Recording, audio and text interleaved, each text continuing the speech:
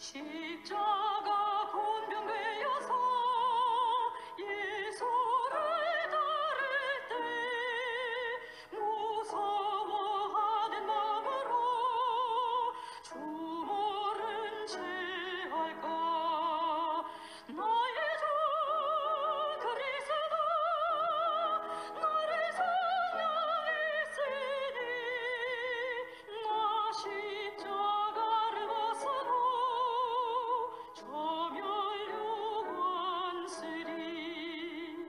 모든 성도 피를 흘리며 큰 싸움하는데 나 어찌 편히 누워서 상 받기 바랄까. 나의 주 그리스도 나를 사랑했으니 나 십자가를 벗어도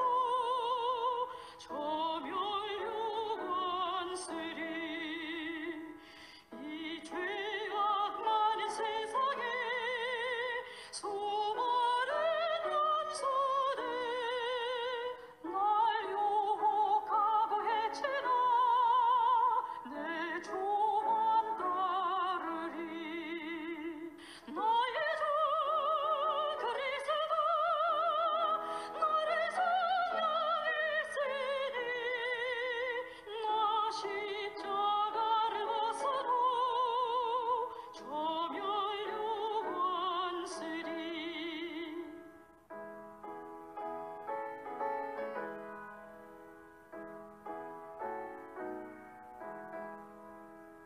나 멸류관을 쓰려고 몸 바쳐 싸울 때 주 내게 용기 주시사 이기게 하시네.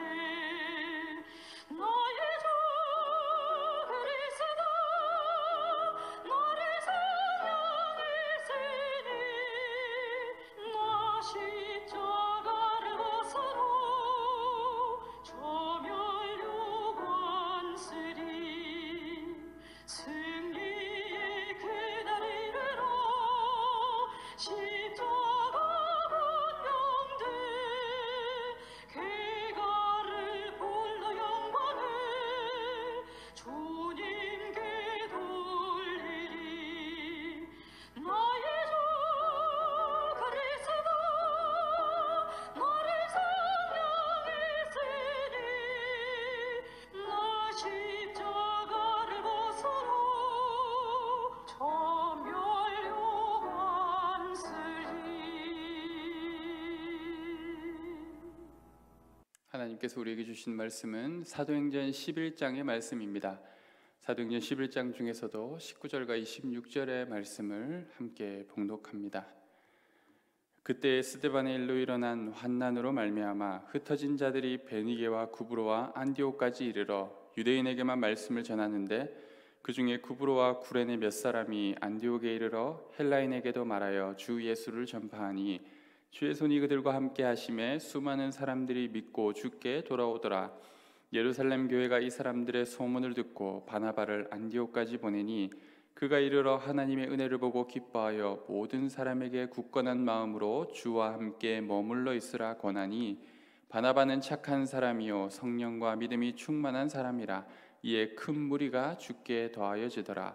바나바가 사울을 찾으러 다소에 가서 만나베 안디옥에 데리고 와서 둘이 교회에 1년간 모여 있어 큰 무리를 가르쳤고 제자들이 안디옥에서 비로소 그리스도인이라 일컬음을 받게 되었더라.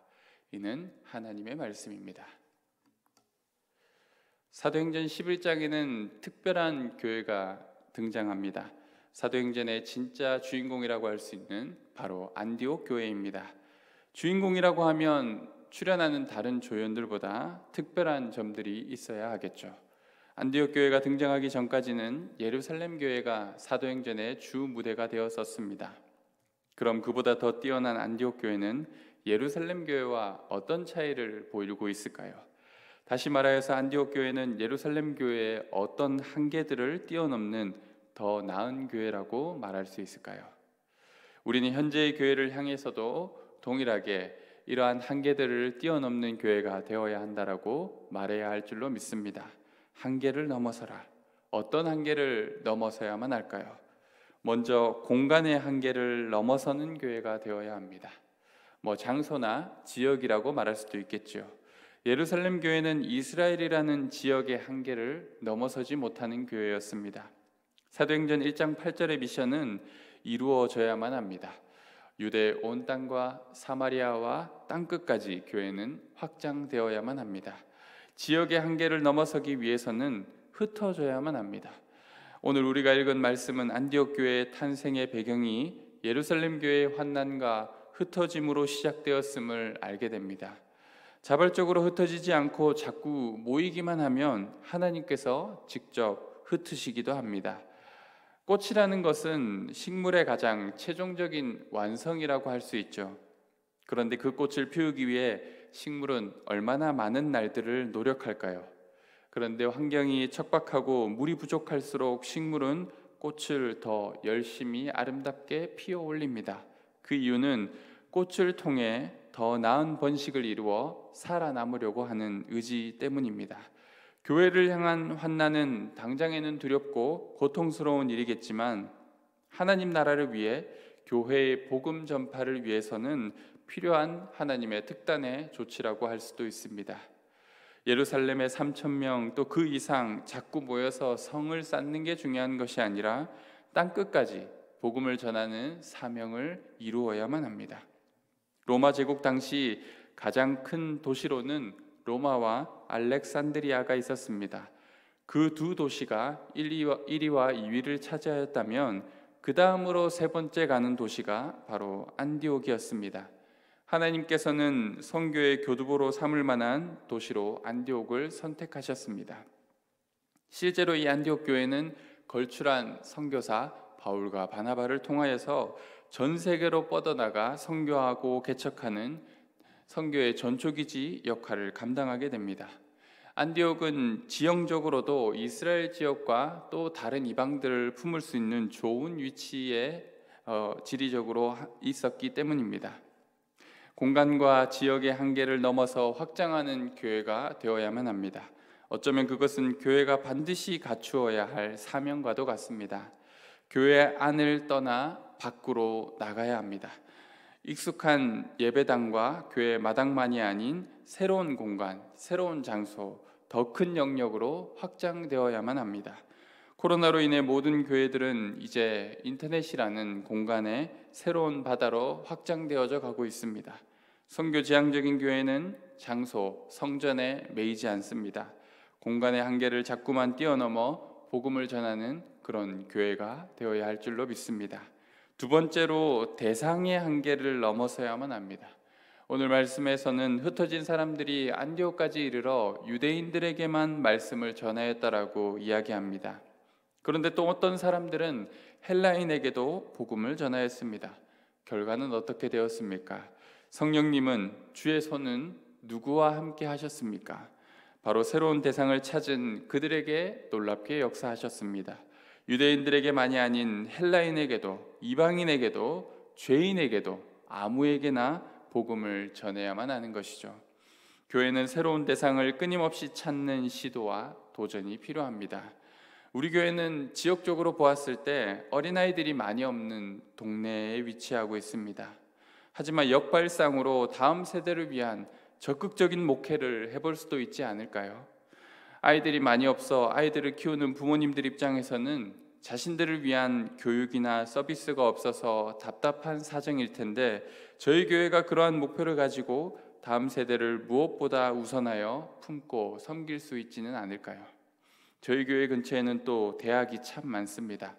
희경교회는 그런 장점들을 활용하여 청년들을 위한 특성화된 교회가 될 수도 있을 것입니다. 마음만 있다면 그들을 두 팔 벌려 품어 안는 교회가 될 수 있지 않을까요? 오히려 많이 아는 사람들이 전도가 안 되는 법입니다. 가족 전도는 평생의 수건 사업이 될 때가 많습니다. 매일 보는 동네 아주머니보다 새로운 대상을 찾는 것이 좋을지도 모릅니다. 자신에게 친숙한 민족이었던 유대인만을 찾았던 사람들과 달리 대상에 한계를 두지 않았던 그들의 새로운 시도가 안디옥 교회의 부흥의 열쇠가 되었습니다. 교회는 대상에 한계를 두지 않고 복음을 전하는 공동체가 되어야 합니다. 익숙함과 편안함이 아닌 성령의 역사하심을 따르는 지혜가 필요합니다. 하나님이 이 지역에서 우리에게 맡기시는 사람들이 과연 누구인지 우리는 돌아보며 기도해야 할 줄로 믿습니다. 마지막으로 교회는 철저하게 종교의 한계를 뛰어넘어야만 합니다. 드디어 안디옥 교회는 유대교와 같은 종교의 분파로 인식되지 않는 교회가 되었습니다. 그들을 특정할 수 있는 분명한 단어가 바로 예수쟁이였습니다. 초기 한국 기독교 역사에서도 이런 예수쟁이들이 얼마나 많았습니까? 교회를 다니는 사람, 기독교인이라는 분류가 아닌 예수 믿는 사람이라는 특별한 정의, 그러한 인식이 기독교인들에게 있었습니다. 그런데 지금은 그냥 기독교인입니다. 종교라는 구분법의 분류에 의해서 우리는 불려지기 시작했습니다. 종교적인 틀 속에 갇히지 않고 예수 그리스도라는 살아있는 특징이 우리에게 필요합니다. 종교적 행위나 형식, 종교의 색채나 모양새를 갖추는 것이 중요한 것이 아닙니다. 정말 그들이 따르고 살아가는 삶의 모양이 무엇인지가 중요합니다. 우리는 무엇을 따르는 사람들입니까?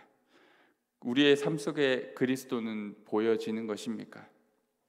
종교인이 되어버린 기독교는 비판받아 마땅합니다.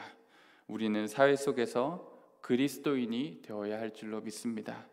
이런 점에서 비로소 그리스도인이라고 불리게 된 안디옥 교회의 공동체를 높이 사야 합니다. 유대교라는 한계, 그 종교의 틀을 넘어서는 그리스도의 공동체가 되었기 때문입니다.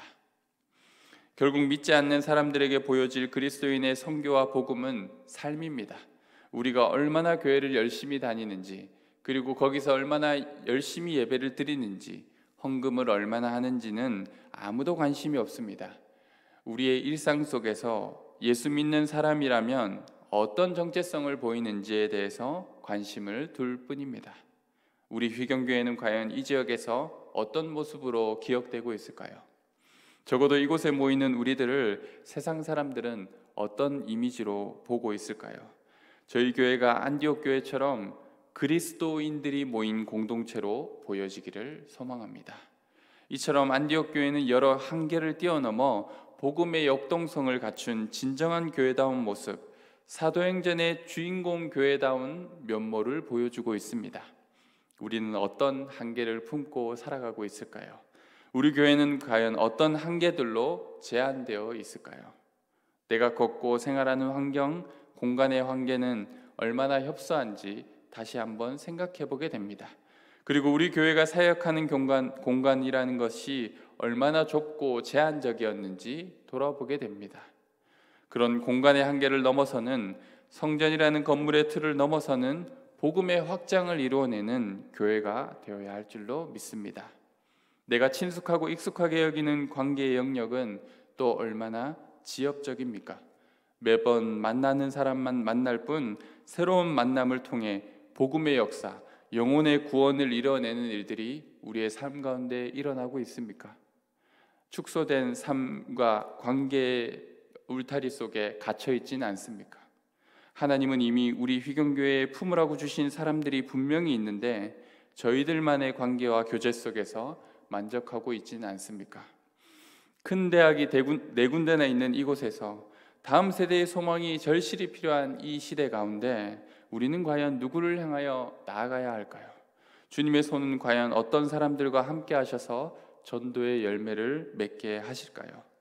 종교라는 틀 속에 갇혀 형식적이고 죽은 믿음으로 우리는 살고 있지 않습니까? 그런 한계를 뛰어넘는 진정한 그리스도인으로 불리는 저희가 되기를 소망합니다. 종교적인 모양새보다 진짜 그리스도를 보여줄 수 있는 그리스도인의 무리가 바로 휘경교회가 되기를 소망합니다. 그런 복음의 역사와 그리스도 중심의 사역이 휘경교회를 통하여 펼쳐지고 확장되기를 소망합니다. 저희 휘경교회가 바로 이런 안디옥 교회 같은 참다운 교회의 모습을 갖추기를 간절히 소망합니다. 그리고 우리가 그런 그리스도인들이 되기를 소망합니다. 기도하겠습니다. 하나님 아버지, 안디옥 교회처럼 공간의 한계를 넘어서는 교회가 되게 하옵소서.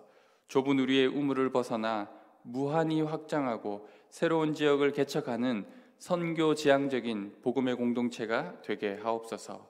주님, 안디옥 교회처럼 대상의 한계를 넘어서는 교회가 되게 하옵소서. 우리가 품어야 할 대상은 누구입니까? 어떻게 해야 주님의 손이 우리와 함께 하셔서 놀라운 부흥의 역사를 입을 수 있을까요? 우리 모두가 유대인만을 찾을 때 헬라인에게도 복음을 전하였던 새로운 시도와 도전이 바로 저희 휴경교회에도 있기를 소망합니다. 주님, 종교의 구색만 갖추는 교회가 아닌 진정한 그리스도인으로 불리는 교회가 되게 하옵소서. 이러한 모습으로 한계를 뛰어넘어 주님께 영광이 되는 안디옥 교회 같은 휴경교회가 되기를 간절히 소망합니다. 감사드리며 예수님의 이름으로 기도드립니다. 아멘.